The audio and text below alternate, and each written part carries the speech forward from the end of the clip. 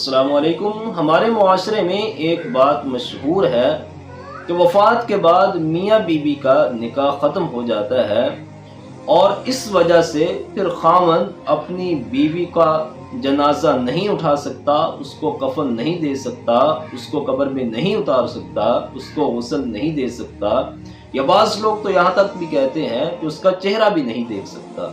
इन तमाम सवालों के जवाब आपको इस वीडियो में मिलेंगे और हदीस के रोशनी में आपके सामने वो दलाइल रखूंगा जिनसे ये वाज़ेह होगा कि ये कितना बड़ा झूठ है जो दीन फरोश मौलवियों ने लोगों में फैलाया है। सबसे पहली दलील सुनिएगा। यह हदीस सुनन इब्न माजा में मौजूद है। यह हदीस मुस्नद अहमद, सुनन दारमी, सुनन दारकुतनी और इमाम बहकी की किताब सुनन अल कुबरा में मौजूद है। अल्लाह के नबी सल्लल्लाहु अलैहि वसल्लम जनाजे से लौटे तो सैयदा आयशा सिद्दीक़ा रज़ियल्लाहु अन्हा ने फरमाया कि मेरे सर में दर्द हो रहा है। तो अल्लाह के नबी सल्लल्लाहु अलैहि वसल्लम फरमाते हैं कि आयशा, तुम्हें फिक्र करने की ज़रूरत नहीं है। अगर तुम मुझसे पहले फौत हो गई तो मैं तुम्हें गुस्ल भी दूंगा, कफन भी दूंगा, मैं तुम्हें दफनाऊंगा।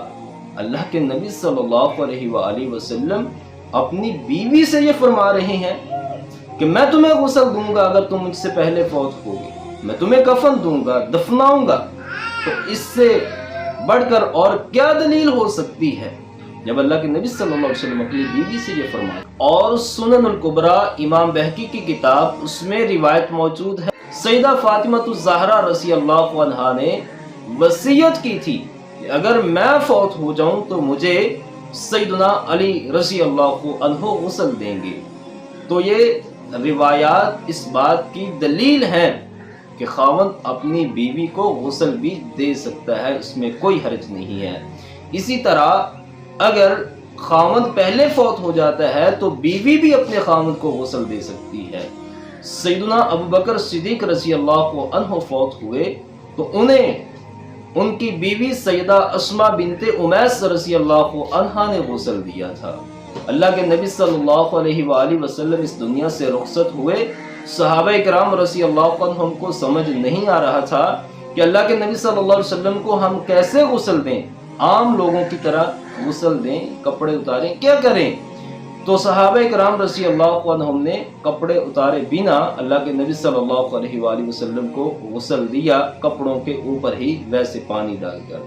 और इस बात का इल्म बाद में सैयदा आयशा सिद्दीक़ा रज़ियल्लाहु अन्हा को हुआ तो वो फरमाने लगी कि अगर मुझे इस बात का पहले इल्म हो जाता कि सहाबा किराम रज़ियल्लाहु अन्हुम परेशान थे इस वजह से कि हम अल्लाह के नबी सल्लल्लाहु अलैहि वसल्लम को कैसे गुस्ल दें, तो फरमाती हैं कि अल्लाह के नबी सल्लल्लाहु अलैहि वसल्लम की बीवियां ही अल्लाह के नबी सल्लल्लाहु अलैहि वसल्लम को गुस्ल देती, बीवियों के सिवा कोई और गुस्ल ना देता। तो यहाँ उम्मुल मोमिनीन सैयदा आयशा सिद्दीक़ा रज़ियल्लाहु अन्हा अल्लाह के नबी सल्लल्लाहु अलैहि वसल्लम को खुद गुस्ल देने की बात कर रही हैं। तो इस बात में कोई हर्ज नहीं है।